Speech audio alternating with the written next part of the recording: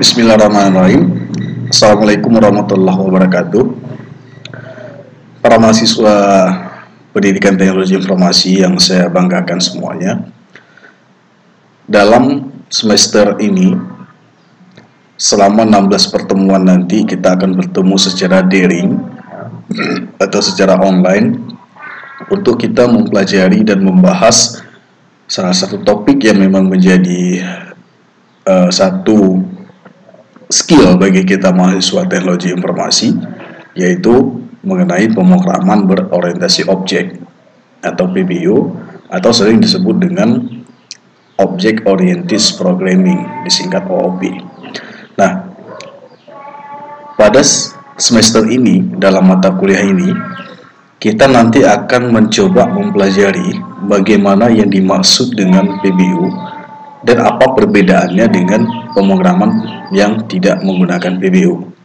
Jadi di dalam perkuliahan pertama kita, saya jelaskan bahwa PBO ini bukanlah sebuah jenis bahasa pemrograman, tetapi dia adalah metode dalam sebuah pemrograman. Di awal saya sudah sampaikan bahwa ada bahasa pemrograman yang mendukung metode PBO, ada juga yang tidak mendukung PBO. Salah satu bahasa pemrograman yang mendukung full daripada PBO adalah bahasa pemrograman Java. Sedangkan bahasa pemrograman seperti contohnya misalnya PHP ataupun Python, itu ada yang bisa kita menggunakan metode PBO ataupun tidak. Ada juga yang tidak menggunakan PBO. Nah, dasar dalam kita mempelajari pemrograman berorientasi objek ini, di awal kita akan coba memperdalam lagi. Pertama adalah tentang dasar daripada kelas, atribut, metode, dan objek. Nah, 4 hal ini kita harus memahami secara detail dan secara lengkap sebelum kita masuk ke dalam materi-materi yang berhubungan dengan PBO lanjut, seperti misalnya pewarisan dan lain-lain sebagainya. Jadi untuk menuju ke sana, terlebih dahulu kita harus memperdalam dulu pemahaman tentang 4 hal ini: kelas, atribut, metode, dan objek. Nah, pada video pembelajaran yang pertama ini, saya akan coba menjelaskan bagaimana yang dimaksud dengan kelas, atribut, metode, dan objek yang ada pada pemrograman berorientasi objek. Dalam contoh, saya akan coba contohkan pemahaman daripada contoh keempat hal ini pada pemrograman Java dan juga pemrograman PHP. Yang pertama adalah kelas. Kelas dalam OOP, dalam bahasa pemrograman OOP, kelas tersebut didefinisikan dengan menggunakan kata kunci atau keyword kelas. Sekali lagi, kata keywordnya adalah kelas, huruf kecil semua. Kenapa saya katakan huruf kecil? Ada bahasa pemrograman yang menganut case sensitif. Case sensitif adalah bahasa huruf kecil dengan huruf besar, dia akan dikenali berbeda. Itu pemahamannya. Java salah satu bahasa pemrograman yang bersifat case sensitif. Jadi dalam menuliskan bahasa pemrograman, huruf kecil dengan huruf besar itu akan dikenali berbeda. Penulisan kelas di dalam OOP, huruf kecil semuanya. Seperti contoh di sini adalah saya menuliskan kelas manusia. Manusia ini berarti adalah nama kelas. Kalau di dalam bahasa pemrograman Java seperti ini tulisannya. Kalau dalam PHP tetap diawali dengan sintak PHP, baru kemudian nama kelasnya. Kalau contoh di sini kelas manusia, berarti ketika saya mengetikkan kode dengan seperti ini, berarti saya sudah membuatkan sebuah kelas dengan nama kelasnya adalah manusia. Ketika saya sudah menuliskan nama kelasnya, maka saya membuka tanda kurung berawal, dan jangan lupa tetap kita menutup kurung berawalnya di sini. Artinya kode yang berada di dalam kurung berawal di sini itu berarti semuanya berada di dalam kelas manusia. Ini.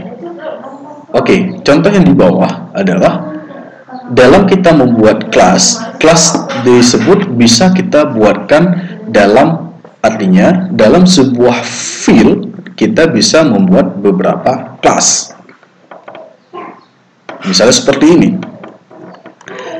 Pada bahasa pemrograman Java, kita ada membuat dua buah kelas.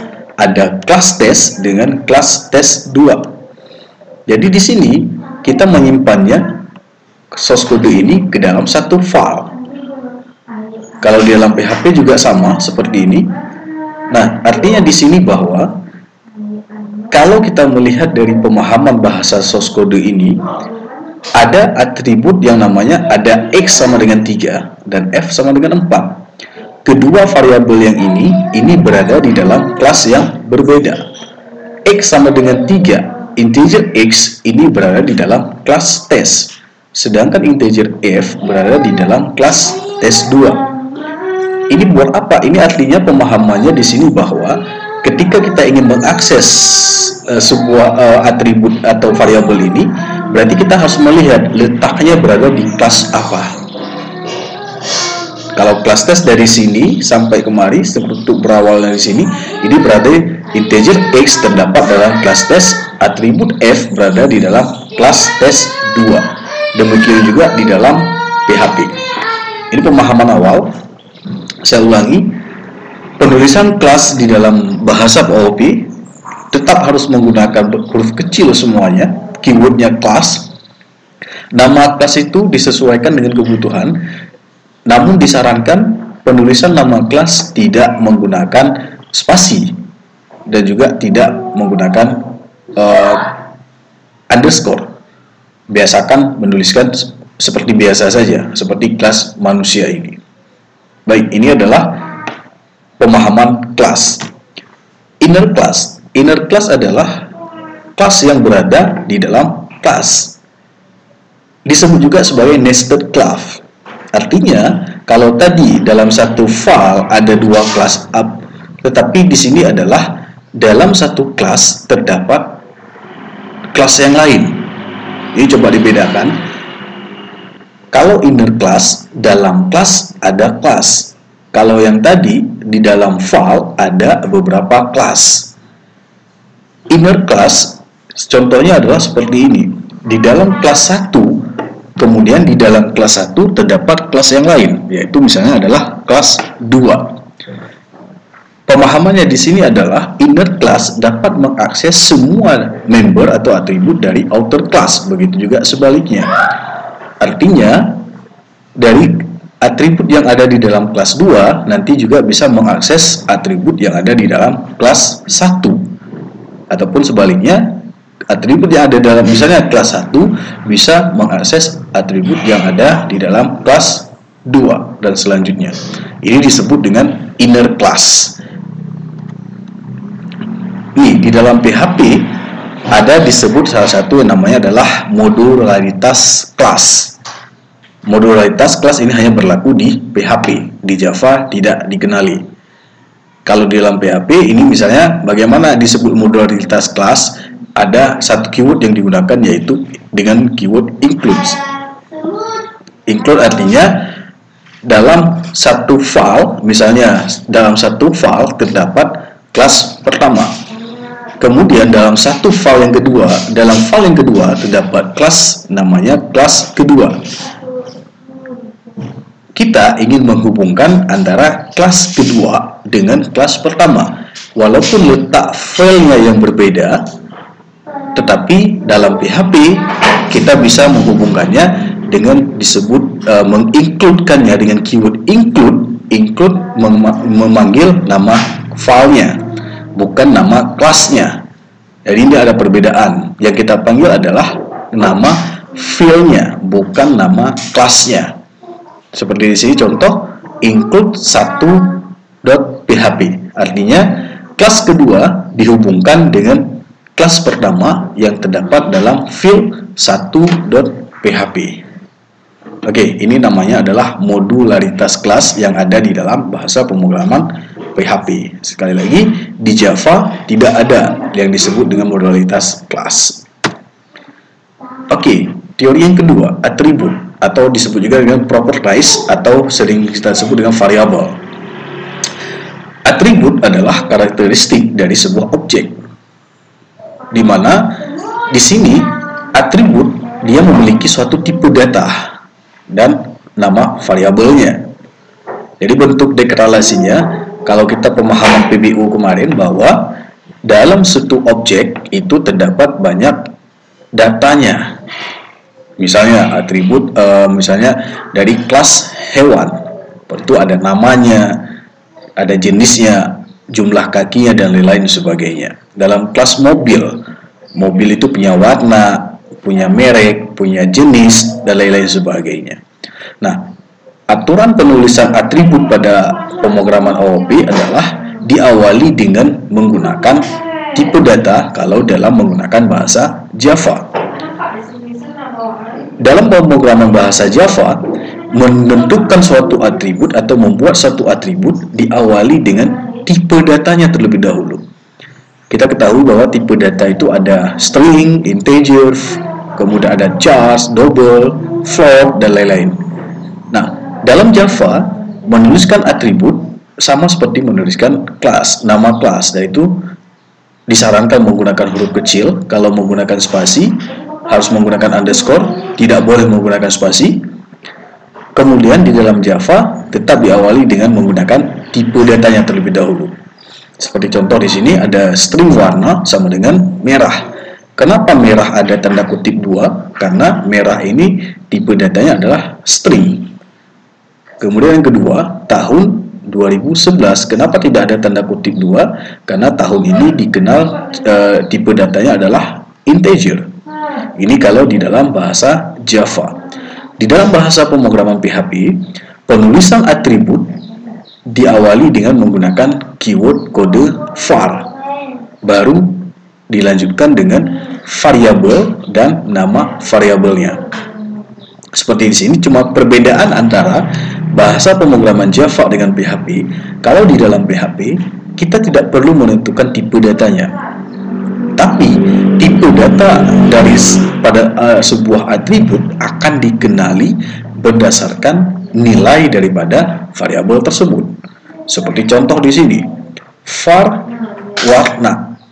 Ketika dia bernilai merah dengan ada tanda kutip di sini, tanda kutip 2, tanda petik 2, maka sudah dipastikan variabel warna bertipe datanya adalah string. Tetapi ketika dia bernilai angka 2011 misalnya, berarti kita dapat mengetahui tipe data dari variabel tahun ini adalah integer. Ini bedanya antara Java dengan PHP. Saya ulang, kalau di Java diawali dengan tipe datanya, baru nilainya. Kalau di PHP, diawali dengan kata var, kemudian nama variabelnya, tidak perlu disebutkan tipe datanya. Kemudian yang kedua yang perlu dipahami adalah atribut berada di dalam kelas, jangan di luar kelas. Perhatikan format penulisannya. Atribut pada Java. Pada bahasa pemrograman Java, kita mengenal ada 3 jenis atribut.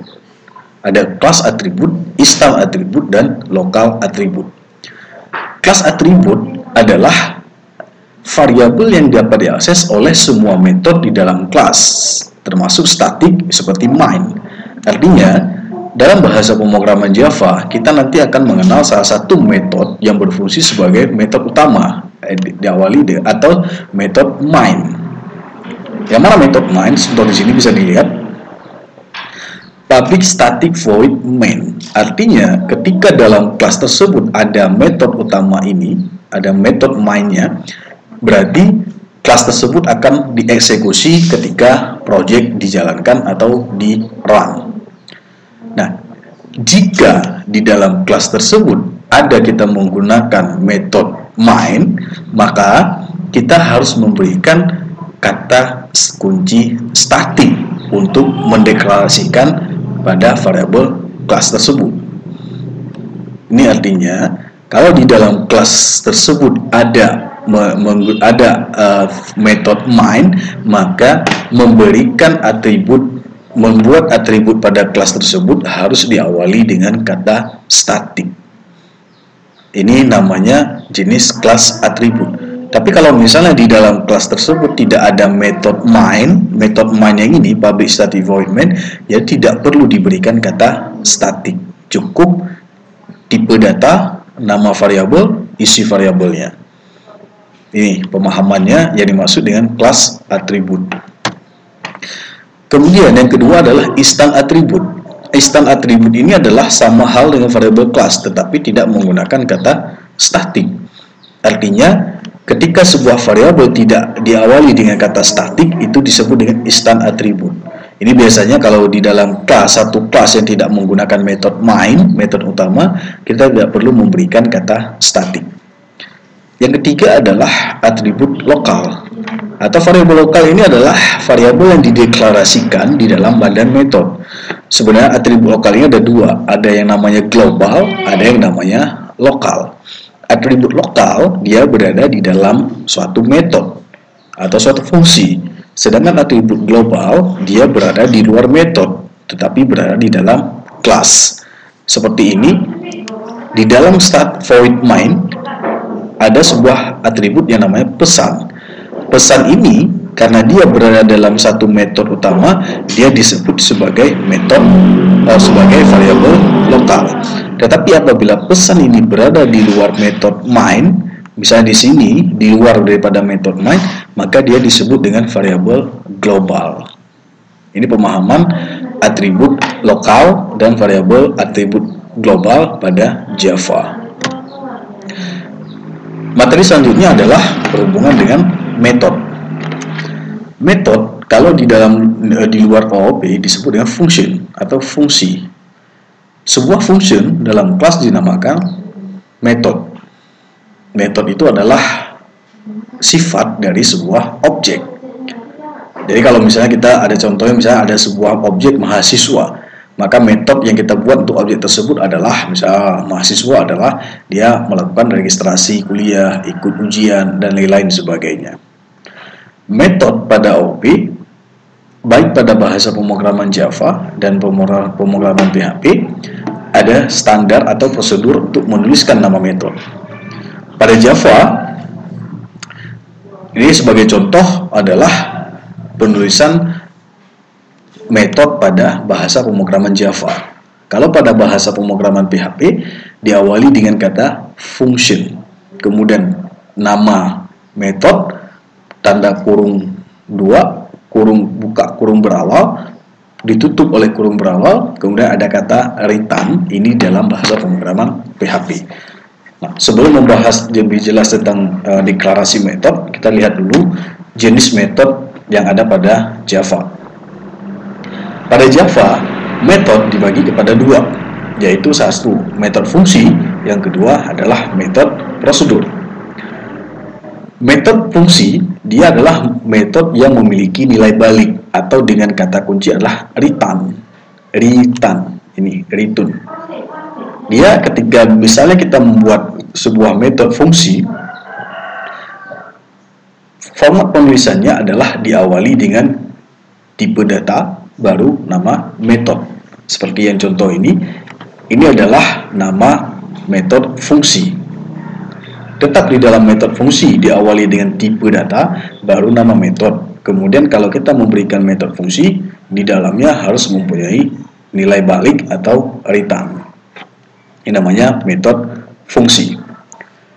Yang kedua adalah metode prosedur. Metode prosedur ini tidak memiliki nilai balik, atau artinya di dalam metode tersebut tidak boleh kita memberikan kata kunci return. Format pembuatannya, cara pembuatan metode prosedur, bedanya dengan metode fungsi adalah kalau metode fungsi diawali dengan tipe datanya, tapi kalau metode prosedur diawali dengan menggunakan kata kunci void. Nah, ini bedanya antara metode fungsi dengan metode prosedur pada bahasa pemrograman Java. Artinya kalau kita misalnya membuat metode prosedur, berarti kata kunci yang pertama adalah void, kemudian nama metode, kemudian di dalamnya tidak boleh ada return. Nah, oke, ini contohnya. Contoh metode dalam sebuah kelas, misalnya kelas ini kelas mobil, ada satu metode namanya void set mengemudi. Berarti intinya di sini adalah void set mengemudi itu adalah metode. Karena kita menuliskan yang menggunakan kata kunci void di awal, berarti dia disebut dengan metode jenis prosedur. Tetapi kalau misalnya kita mengawali penulisan metode dengan menggunakan tipe datanya, misalnya di sini adalah string get mengemudi, maka itu disebut dengan metode fungsi. Karena kita menuliskan metode fungsi, di dalam metode tersebut harus menggunakan keyword return untuk pengembalian nilai. Kalau di dalam metode prosedur, kita tidak boleh menggunakan return. Ya, ini perbedaannya kalau di dalam bahasa pemrograman Java. Dalam bahasa pemrograman PHP juga ini bedanya hanya kalau metode prosedur kita cukup menuliskan dengan tidak ada return di dalam metode tersebut. Function set mengemudi. Jadi di dalamnya ketika tidak ada return, maka dia disebut metode prosedur. Tetapi kalau di dalam function tersebut ada kita memberikan return, maka dia disebut sebagai metode fungsi. Ini lebih mudahnya kalau maksudnya kalau di dalam bahasa pemrograman PHP. Perbedaannya antara Java, mungkin kalau PHP mungkin lebih simple, tapi kalau Java juga ada kelebihannya yang lain. Next, objek. Materi terakhir kita adalah objek. Teori sudah kita sampaikan bahwa objek merupakan hasil dari sebuah kelas. Itu definisinya. Objek adalah gambaran dari sebuah kelas. Kelas belum menjadi objek sebelum kita melakukan yang namanya proses instansiasi sebuah objek. Nah, dalam bahasa pemrograman OOP, dalam kita membuat sebuah objek itu hasil dari kelas. Jadi dalam sebuah kelas, dari sebuah kelas kita bisa menghasilkan beberapa objek. Bagaimana cara membuat objek di dalam OOP? Kita dengan menggunakan nama keyword new. Jadi kalau kita membuat satu objek dari sebuah kelas, kita menuliskannya dengan perintah keywordnya adalah new. Coba kita lihat contohnya. Ini adalah contoh pembuatan objek. Di Java diawali dengan kata objek, kemudian sama dengan new objek. Beda dengan PHP dengan variabel, ya, kemudian new objek. Contoh di sini bisa kita lihat. Misalnya dari class test, saya ingin membuat satu objek dari class test. Maka saya menuliskannya dengan, kalau di Java, test xx sama dengan new test. Xx itu adalah objek pertama dari kelas test. Kalau misalnya membuat dari kelas objek dari kelas test 2, maka tetap formatnya sama. Test 2 itu adalah nama kelas, y itu nama objek, sama dengan new itu adalah keyword untuk membuat objek. Test 2 kita panggil, berarti y itu merupakan inisiasi dari objek dari kelas test 2. Kalau dalam PHP hanya bedanya adalah dia tetap kita langsung menuliskan variabel t sama dengan new test. T itu berarti adalah objek dari kelas test. T2 merupakan objek dari kelas test 2. Ini mudahnya kalau dia dimaksud dengan objek. Jadi saya ulangi, membuat objek dalam OOP tetap kata kuncinya adalah new. Kemudian tentukan nama objek, kemudian objek tersebut berasal dari kelas apa. Ini contoh. Nah, ini contoh. Oke, sebelum saya masuk ke contoh, ini ada teori bagaimana kita memanggil metode dan atribut dalam sebuah kelas. Kalau tadi kita sudah mengetahui yang mana kelas, yang mana objek, yang mana atribut, yang mana metode. Sekarang kita masuk ke dalam teori bagaimana cara memanggil sebuah metode dan atribut dalam suatu kelas. Kalau di dalam bahasa Java, mengakses sebuah properties atribut ataupun metode, dia menggunakan tanda titik. Pada Java, pada PHP bukan tanda titik yang digunakan. tapi dengan menggunakan tanda panah. Ini perbedaannya. Kalau di Java menggunakan tanda titik, kemudian kalau di PHP menggunakan simbol panah yang seperti ini. Ini artinya bahwa kalau di Java vermob.set mengemudi, artinya vermob ini adalah objek yang dibuat dari kelas mobil. Set mengemudi ini berarti nama metode yang ada di dalam kelas mobil. Berarti kalau kita mengaksesnya vermob.set mengemudi, artinya objek vermob ini memanggil metode yang ada di dalam kelas mobil. Ini sama juga kalau di dalam bahasa PHP, variabel vermob ini adalah nama objek yang ada dari kelas mobil. Berarti kalau kita memanggil get mengemudi, berarti kita ini kelas objek vermob memanggil metode get, namanya get mengemudi. Ini ada beberapa catatan bahwa objek yang dibuat dari kelas tertentu hanya bisa mengakses dalam kelas itu saja. Bahwa ada juga objek yang memang dibuat dari suatu kelas, dia hanya bisa memanggil atau mengakses dalam kelas itu saja, nggak bisa dengan dari kelas yang lainnya. Oke, ini pemahaman pemanggilan metode dan atribut. Ini contohnya adalah pemanggilan metode. Kalau atribut sama saja. Kalau atribut bedanya tidak ada tanda kurung yang seperti ini, yang dua ini. Oke, ini contohnya. Contoh dalam bahasa pemrograman Java. Kemudian ada kelas mobil, ada juga kelas orang. Di situ kita lihat ada sebuah metode prosedur namanya void set mobil, itu metode prosedur. Kemudian dalam kelas orang ada void set manusia, itu adalah ada kekurangan huruf. Set manusia, void set manusia itu adalah metode prosedur yang ada dalam kelas orang. Kemudian bagaimana kita ingin mengakses daripada metode tersebut? Pertama yang kita lakukan adalah membuat objek dari kelas mobil dan kelas orang. Seperti contoh di sini, mobil, var mobil, new mobil. Artinya kita membuatkan sebuah objek dengan nama var mobil dari kelas mobil. Kemudian bagaimana cara memanggilnya?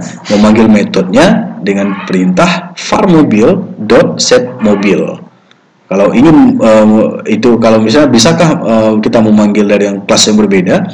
Tidak bisa, tapi kita harus membuatkan dulu objek dari kelas yang kita ingin akses atributnya. Seperti contoh, saya ingin mengakses metode set manusia. Karena set manusia berada di dalam kelas orang, maka kelas orang terlebih dahulu saya buat objeknya dulu.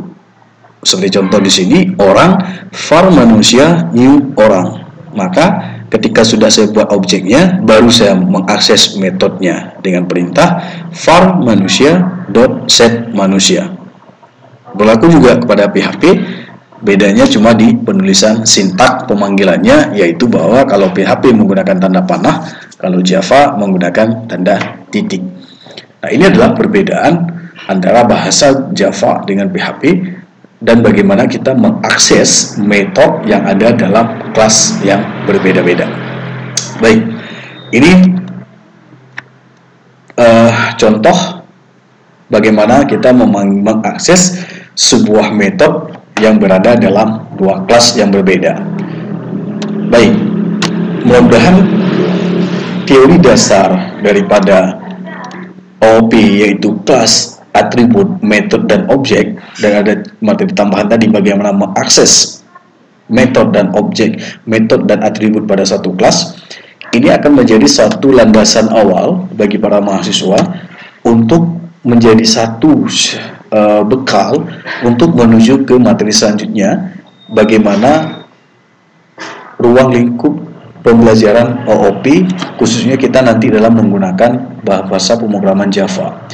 Pada teori awal saya menggunakan bahasa Java dan PHP, tetapi nanti pada materi selanjutnya kita akan fokus materinya dengan menggunakan bahasa Java. Saran saya, tolong dipahami tentang 4 hal ini, khususnya tentang dasar daripada kelas, atribut, metode, dan objek. Ini tolong dipahami sekali, karena nanti ketika ini belum nggak dipahami akan repot, susah untuk kita mengikuti materi-materi yang selanjutnya. Mudah-mudahan bisa dipahami. Silakan bertanya di grup ataupun di classroom jika ada pertanyaan. Di sesi selanjutnya, di video pembelajaran kedua, saya akan coba menjelaskan bagaimana cara membuat 4 hal ini dengan menggunakan bahasa Java dengan menggunakan IDE IntelliJ. Salah satu IDE yang memang kita gunakan dalam perkuliahan semester ini. Mudah-mudahan bermanfaat. Akhiri salam. Assalamualaikum warahmatullahi wabarakatuh.